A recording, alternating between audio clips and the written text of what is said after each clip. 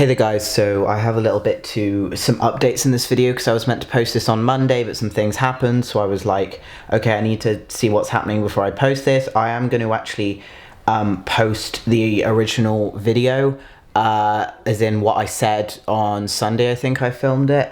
But what's actually happened is you'll understand in the video. Just watch it and then I will pop back in and I'll tell you what has changed. So enjoy the video. See ya. Hey there my dudes, I'm starting this video off shirtless, don't even ask. I just did a workout, so I'm going to pop a shirt on. But I really needed to make this video to post.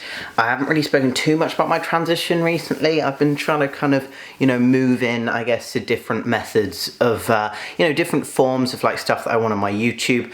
But I do need to speak about this, and you've seen the title of the video. I'm going to put my glass on so I can actually see if I'm in frame. You've seen the title of the video. There's been a slight issue, and it's kind of my fault, I guess, but I have gone with gender care for my testosterone, like when they initially prescribed it, and they've been kind of prescribing me bridging hormones, I guess, until I get with an endocrinologist. And last year, he basically, or about 2 years ago actually now-ish, a bit less than 2 years ago, he basically told me to go and enlist with a private endocrinologist, which is Dr. Seal, which is the one that he works with in gender care. And I called them up a few times. There was no answer. I sent an email out and there wasn't an answer. So it was fine. It was doing okay. Every 4 weeks I take my Testosterone, and every 6 months the GP tests my blood, and then they just check that the levels are in the range. And it's meant to be shared care between my GP and my sort of private endocrinologist and private sort of gender specialist. So I thought it would be fine just sending off results to Dr. Lorimer and stuff until I can get with Dr. Seal, who is the endocrinologist specialist on, testosterone and sort of hormones like that. And I kind of just gave up when I called them last year a few times and it wasn't working. And the reason why I gave up, and I know it's silly, I should have called them more and definitely got myself a private endocrinologist, is because I've been on a waiting list for the NHS, for an NHS clinic since I was 16, no, just turned 17. So I was going to get referred at 16, but I initially got referred completely at 17 because my birthday was that year. Only a few months after my 17th birthday, I got referred. I'm almost 21 now.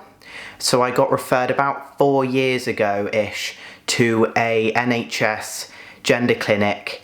And I thought by this point, by a year on from last year, or about 2 years on from that year, that I wouldn't have to get a private endocrinologist and pay hundreds of pounds just to get a blood test, just for them to check my hormones every now and then. More than that actually, maybe 400, almost 500 pounds I'd have to pay with the follow-ups for Dr. Seal. Because I thought on the NHS I'd be able to get an endocrinologist by now, because I've been on a waiting list for almost 4 years at this point. I thought that I would have at least spoken to them by now and they'd be able to, most of the hard stuff, all of the stuff where they have to originally sort of diagnose my transgenderism and get me started on it and all this kind of stuff. All the hard stuff's out of the way. All they'd need to do is check my bloods and check my levels and what's being given to me. Because the 2 years and the reason this came up recently, it was doing fine, the doctor was checking, my bloods were fine every month. Reason it came up recently is because she checked and she said, there isn't enough my doctor called me and went, there's an issue because we can't keep giving you testosterone if there isn't any shared care. And I went, haven't you been emailing with Dr. Lorimer? You've got, oh, my camera died. Okay, so basically I thought, haven't they been like discussing between them? And then I realized GPs don't discuss between each other, so they didn't have the email of my gender, sort of Dr. Lorimer from gender care. And then he isn't an endocrinologist anyway, so he's only temporarily providing bridging hormones. And they basically said to me, we don't want to have to do this, but if you can't get shared care sorted, we might have to take you off testosterone. And I was an idiot that I didn't book it before, but I just thought, like a stupid person, that the NHS would come through for me. The NHS is doing amazing stuff right now, and I understand why they can't help me much at the moment. They're a little bit busy with, like, I don't know, a certain thing going on at the moment. But when it comes to transgender stuff, the NHS it's not a necessity. Some people, definitely like me maybe, would disagree that it is kind of a necessity if it's transgender related. They basically told me that it's not a necessity, so they're not going to prioritise it. And I was like, okay, fair enough. But I just felt a tiny bit shunned. But I basically need your guys' help because I need to find... Dr. Seal isn't taking any more appointments. I called them up after the lady told me that she could possibly stop my testosterone if I don't get shared care sorted. And then I was like, oh shit. So I have just had this month's testosterone, but I don't know what next month's going to be like. I don't know if I'm going to get any next month. I don't know if I'm going to get any until I get on a waiting list for a gender endocrinologist. I don't know this stuff. Kind of freaking me out.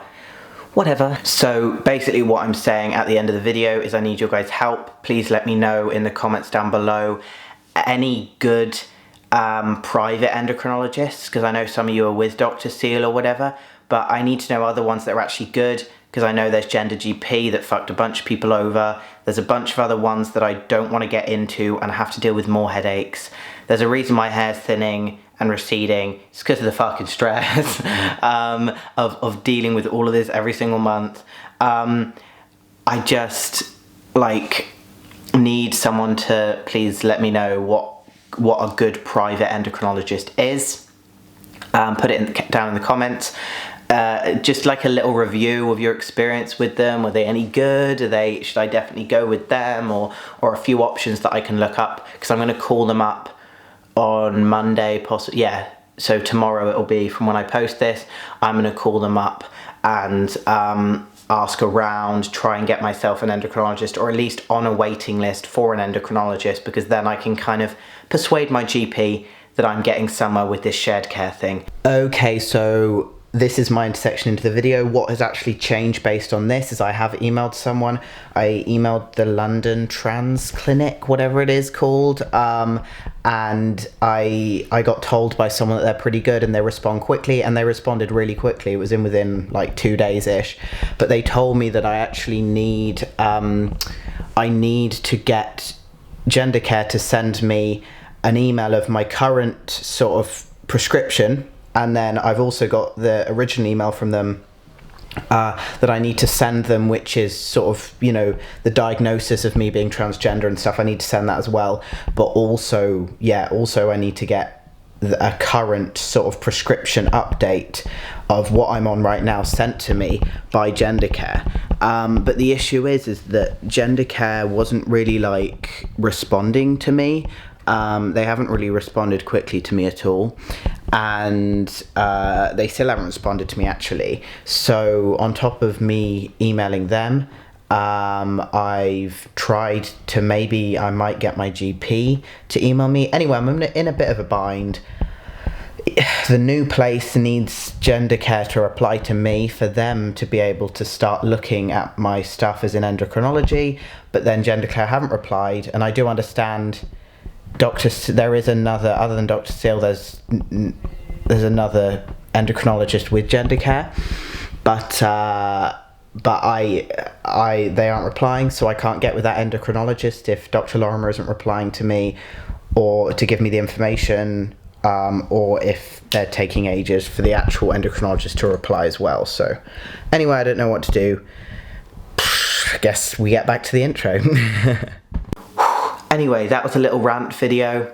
Thank you for any of your help. Subscribe and I'll let you know what happens if I sort it all out. I do not want to get taken off testosterone. I've only just like started building the muscles, started getting the body shape I want, started, you know, getting my facial hair in, you know, getting to where I want to be in life.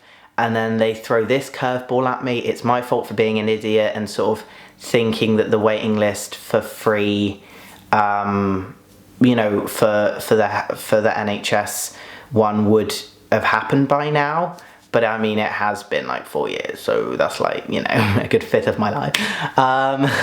Anyway, thanks again for watching, helping me out. And if you guys let me know what one you're with and if they're any good, I'll go check them out and get on their waiting lists, hopefully. For some reason, the end of this video was like cut off. But all I want to say, thank you, appreciate you, see you later.